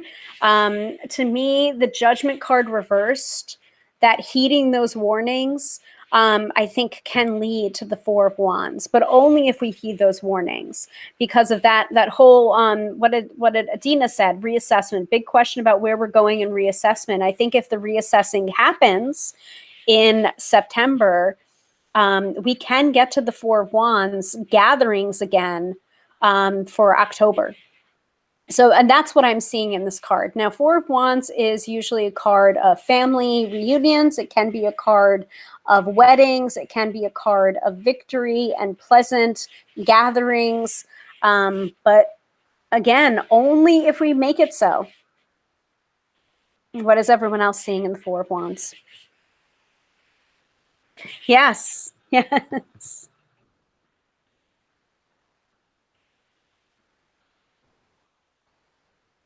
Actually, one of my friends was supposed to get married, I believe, in September of last year, and ended up having to reschedule to, I think, May of this year, but ended up having a small wedding with like no one there except for the officiant and the two of them.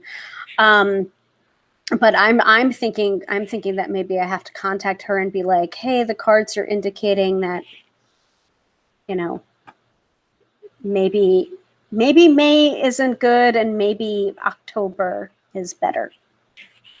I don't know. If you're watching this, you know who you are, and there's my advice.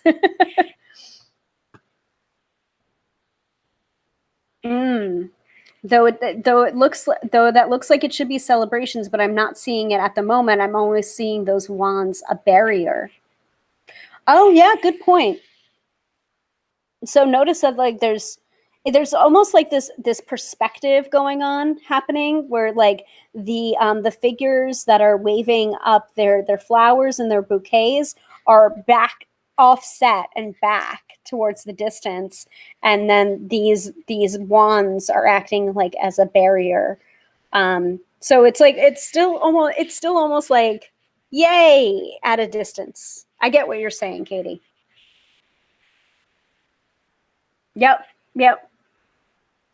The people are standing back from the wands as if they're keeping distance from the outside. Yeah, I wasn't even looking at your comment. I was just reading it, and then I saw the comment. So yeah. More wands, but success after all the setbacks. Yeah. I think it's a pretty positive card. So I'm gonna take that and run with it. Anything else about the Four of Wands before we move on to November? Now I'm going to have a little bit more water.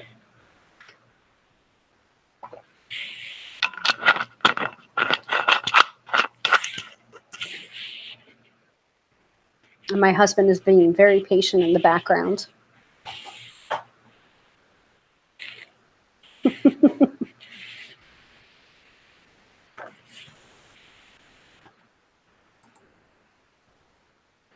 So for November, we have the Ace of Cups. So Another pretty great card to get. Yes, we do have that God hand sticking out here. But to me, it's like we have this like chalice, we have the cup, and we have this little like wafer, I guess, like communion wafer here. But almost to me, like with that plus sign or the cross going on, to me, I'm not seeing it as the Christian iconography here. I'm seeing it as like medicine. So to me, that is almost like it's a stronger version of the vaccine, possibly. So again, this is crazy and off the wall and predictions, and who knows? Who knows if that's going to happen? But to me, we know that the vaccine is out there right now. That's a viable form of the vaccine, but maybe we have a more viable form in November with the Ace of Cups. We also have with the Ace of Cups love, emotion, reconciliation, new potential as well. Like, especially getting with the Four of Wands in the month previous, like this is just like, hey, you can go on dates again. Hey, you can find love again. Hey, you don't have to be sequestered in your home. So it's like there are these opportunities to meet and to mingle and to fulfill your emotional well again.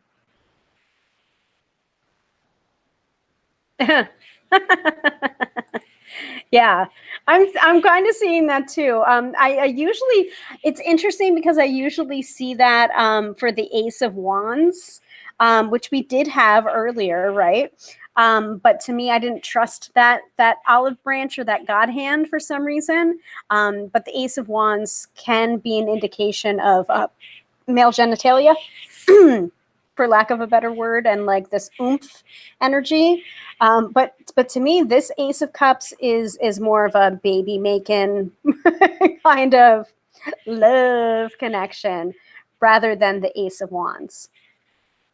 Mm-hmm. Yes. Feels positive to me. Lots of abundance, almost strangely like the abundance you would get from Pentacles, but more fertile in all ways than just money. Yeah. So when you see Ace of Pentacles, that can be about satisfaction and about abundance. But this to me is more of an emotional satisfaction that doesn't necessarily come with an Ace of Pentacles. Yep. Yep. Haha, Dina, that's why the word fertile keeps coming up for me. Yep. Yep. Yep. Yep. Okay. Anything else before we move into the final card of the year?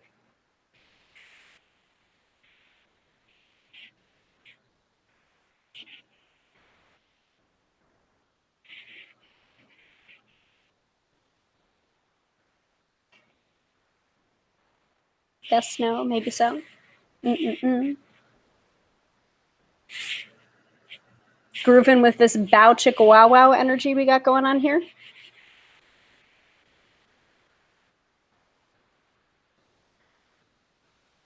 Okay.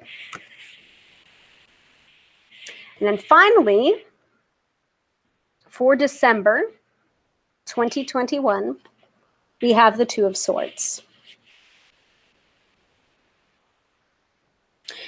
So I'm going to go into my interpretation first. You can feel free to put yours in the chat.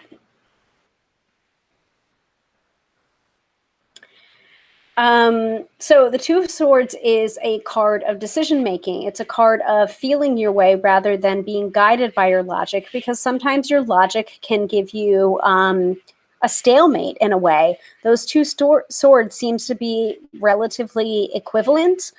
So sometimes it's about like which way to go, which path to choose. But notice the figure is blindfolded, and there is the presence of the crescent moon and the water behind them. So to me, this card, while it is the Two of Swords, is in the suit of conflict and communication ruled by the element of air, which is usually the mind and the intellect. This is indicative of a decision that you cannot think your way through. You have to feel your way. You have to feel it with your heart and make that decision with your heart. So that's what I'm seeing for the Two of Swords for the month of December. Mm-hmm. So Dina says, people dare to dream again. Mm-hmm. And Two of Swords reminds me of the Justice card at this moment. Almost a minor version of the Justice card. Yeah, so there is this sense of completion that we have going on in this reading where I'll pull it back out here. We have justice as the theme of 2021, but we have the Two of Swords for the month of December, the final month of the year 2021. So you have these two energies, and you have the sword, and you have that feeling of equivalency and equilibrium and balance as well. Because while the Two of Swords does not have the scales associated with it, you can still see that feeling of balance in the twos, pretty much any two of the tarot deck. Sometimes more so in the Two of Pentacles, where you see the juggler. But here it's like it's the sword and the balance.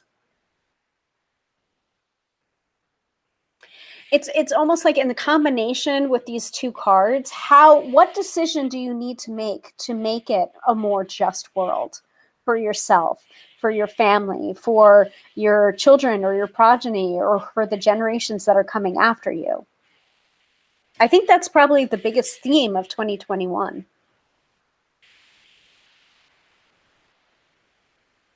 Yep. So much choice now. What to do first. Use your intuition. Mm-hmm.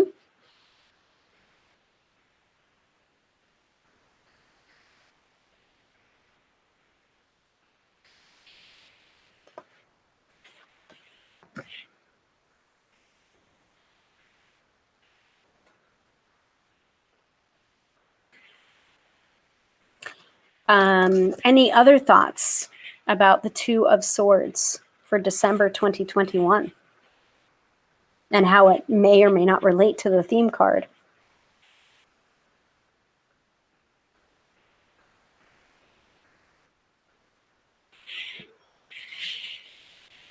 And I've run out of water or my seltzer. I'll wait.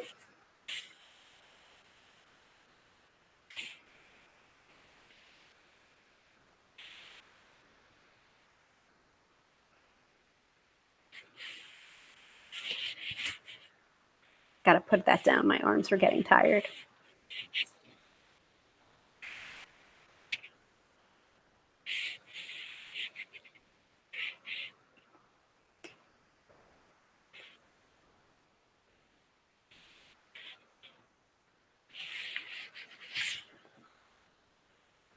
I'm grabbing my Scorpio Sea Tarot to wind up for the weekend forecast as well.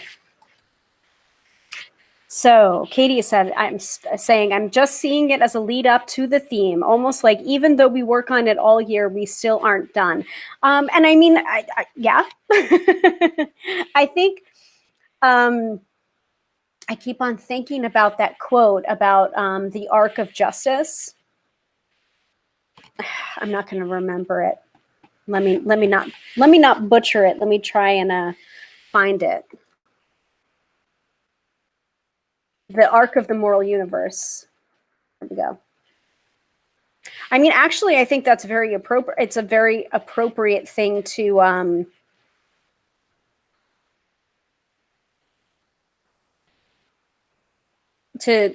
talk about, especially with Monday being Martin Luther King Jr. Day. So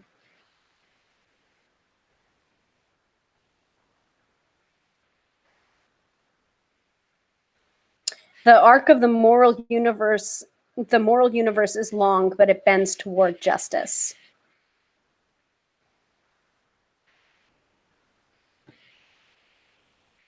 It's a paraphrasing. It's a paraphrasing from a portion of a sermon delivered in 1853 by the abolitionist minister Theodore Parker. He said, "I do not pretend to understand the moral universe. The arc is a long one. My eye reaches but little ways. I cannot calculate the curve and complete the figure by experience of sight. I can divine it by conscience, and from what I see, I am sure it bends toward justice." So I think that's a good way to end this reading.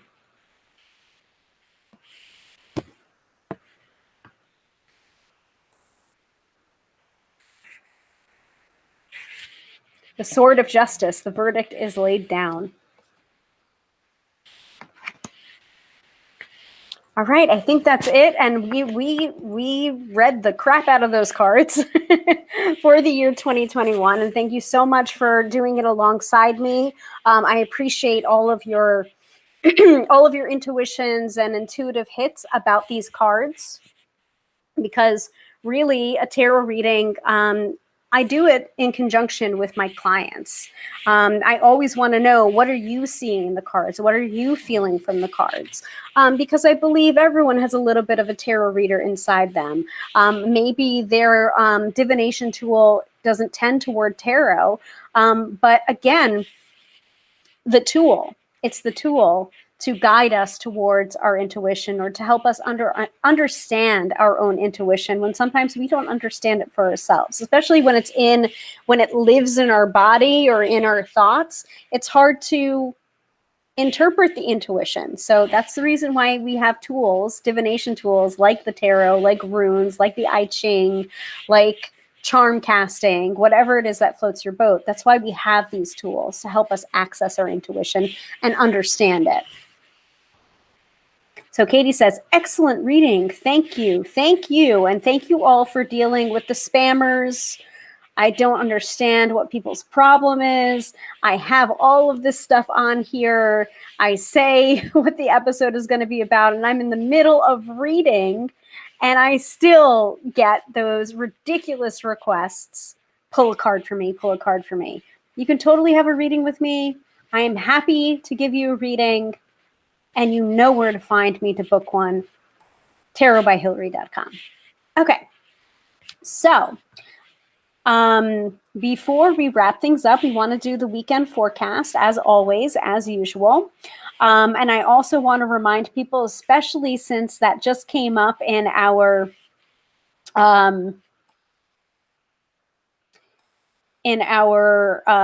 space of our reading.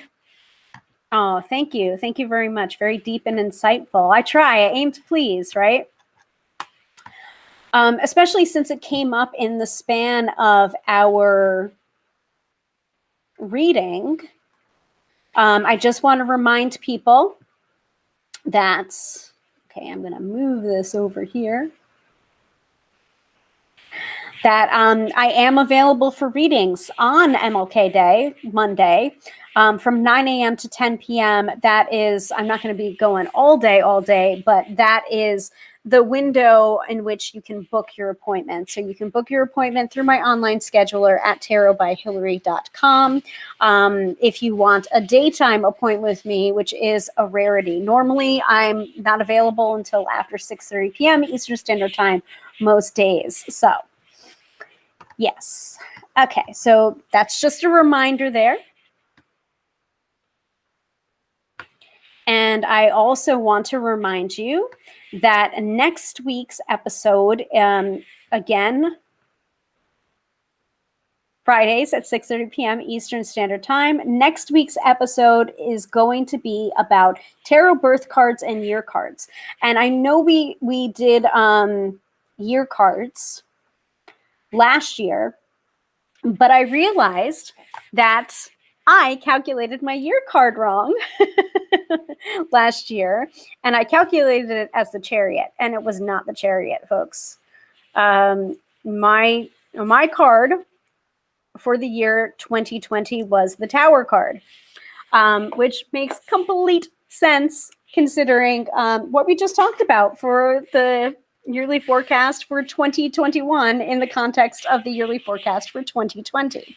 So Because I calculated the year card wrong last year, I wanted to revisit that episode and give you the right information because I feel that was my bad. So we're going to talk about both tarot birth cards and year cards, how to calculate them, and what they mean, what they're used for. So that is next week's episode. I hope you tune in then.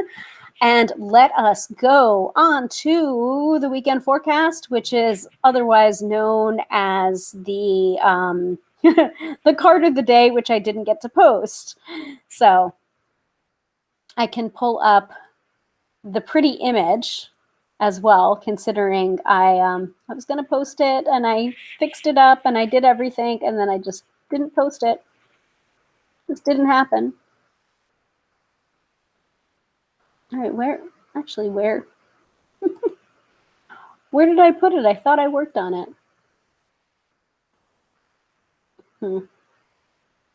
I have a feeling that I didn't download it.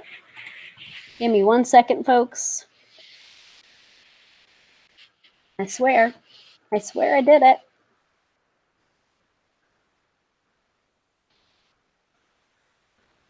Yep, it's here. I guess I never downloaded it.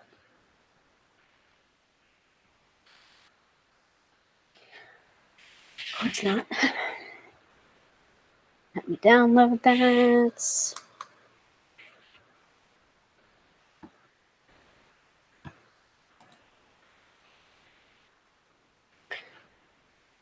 So just want to mention, completely frustrating for you and us, the spammers, that is. Yeah, I know. I don't get it. All the things that I do and you're still doing that, like, come off of it. Really? That's ridiculous. Both not just the people that are asking for a reading, like once I tell you, like, don't keep going, but then the people that come in here and try and poach potential clients, like, I'm in the middle of giving a reading. Like, I don't even want to talk about it anymore. I can't. Hashtag I can't. Anyway.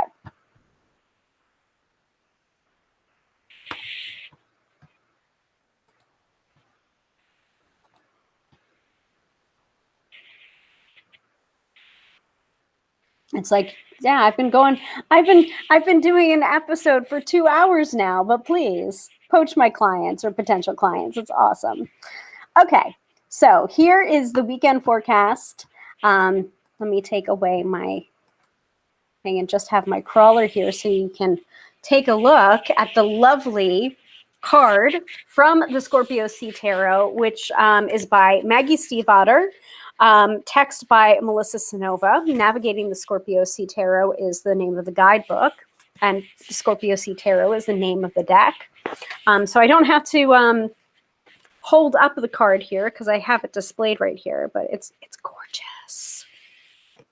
Okay, so the weekend forecast, and keep in mind this is this card did come up reversed, so this is the reversed Three of Wands. Keywords for the reversal are disappointment, ending, and release. Your mentor has lied to you. Your pack had a hole in it. Something went wrong, and you're just now figuring it out. One of the worst habits that our parents drill into our heads is to stick it out. We're not given space or opportunity to look around and notice that not only is this relationship, job, or hometown not what we thought it would be, but we can see an exit from here. This card in a reading tells you to look for that exit. It might be temporary, but sometimes getting bumped out of the race allows you to catch your breath, refocus, and enter again with new energy. Sometimes a failure points you in the direction of victory. So that is from the guidebook. And usually, like, especially when I'm dealing with stuff written by Melissa Sinova, which is one of my awesome, wonderful co-hosts of the Card Slingers Coast to Coast podcast, I very rarely have to add on to what she says, but I'll attempt to. So The Three of Wands reversed for the weekend forecast, I think, really lines up well with the astrology that Teresa gave us in the AstroBiz Digest for today, tomorrow, and Sunday about self-care, about taking the time out, about relaxing, about getting back to basics almost. Like we've got to take that breath. If we don't take that breath, if we don't take that evaluation time, we might continue to go down a path that's no longer working for us, and we may never know it, and we may end up wasting time that is precious, because time is the commodity that we can't get back. So stop flailing, especially when you feel like flailing or sticking it out is not working for you, and just stop and breathe and revisit and do your meditation, do your yoga, look in the mirror and ask yourself, is this where I want to be right now? And is it sensible for me to stick it out? Because sometimes the answer is no. This is Psychic Hilary coming up here because I've just been reading for 2 hours. And I have no fucks left to give. So that is your weekend forecast.